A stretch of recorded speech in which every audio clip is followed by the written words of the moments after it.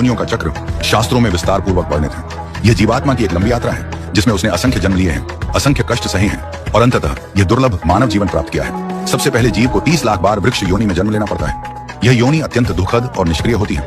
न चलने की क्षमता, न बोलने की शक्ति, न ही किसी प्रकार की अभिव्यक्ति, केवल सहना ही सहना। सूर्य की तपती किरणें, वर्षा की बौछारें, आंधी की मार और ठंडी हवाओं का प्रहार, सब कुछ निःशब्द सहन करना पड़ता है। पतझड़ में पत्ता पत्ता झड़ जाता है, डालियां टूट जाती हैं और मनुष्य कुल्हाड़ी चलाकर उसे काट देते हैं। वृक्ष का जीवन मौन तपस्या है, बिना कुछ कहे केवल देना। इसके बाद जीव 9 लाख बार जलचर प्राणियों की योनियों में जन्म लेता है। मछलियां, केकड़े, शंख, झींगे जैसे अनेक जीव जो पानी में रहते हैं और जिनकी स्थिति भी अत्यंत दयनीय होती है।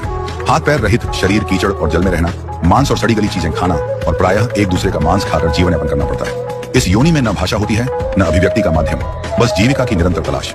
इसके पश्चात 10 लाख बार कृमिकीट योनि प्राप्त होती है, जहां जीव कीड़े मकोड़े बनकर गंदगी, नालियों, मृतदेहों और मलमूत्र में पड़े रहते हैं। कोई उन्हें पैरों से कुचल देता है, कोई उन्हें जलाकर मार देता है।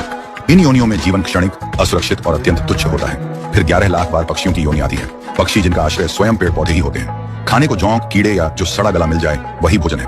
स्वयं भूखे रहकर भी अपने बच्चों को खिलाना, उनकी रक्षा करना और अंत में जब वे उड़ना सीख जाते हैं तो उन्हें पीछे छोड़कर आगे बढ़ते देखना, ये पक्षी जीवन का यथार्थ है। कुछ पक्षियों की आयु लंबी होती है जैसे काक और शकुनी, पर जीवन फिर भी अस्थिर, भयपूर्ण और संघर्ष में होता है। इसके पश्चात पशु योनि में 20 लाख बार जन्म लेना पड़ता है।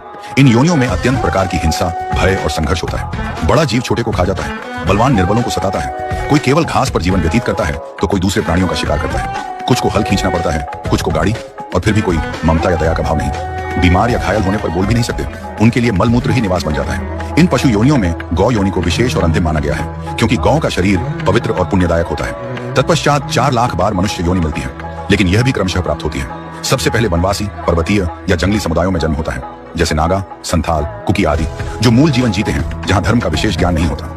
फिर अदम जातियों में जन्म होता है, जो वैदिक धर्म से वंचित होते हैं, जहां मदिरा, मांस, हिंसा और अधर्म ही जीवन का अंग बन जाता है। इसके बाद शूद्र कुल, फिर वैश्य, फिर क्षत्रिय और सबसे अंत में ब्राह्मण कुल में जन्म होता है।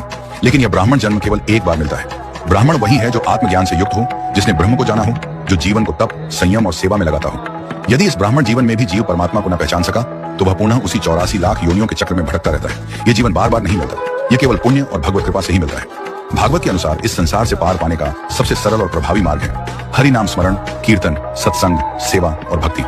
इन उपायों से ही आत्मा शुद्ध होती है और परमात्मा के चरणों में स्थान पाती है।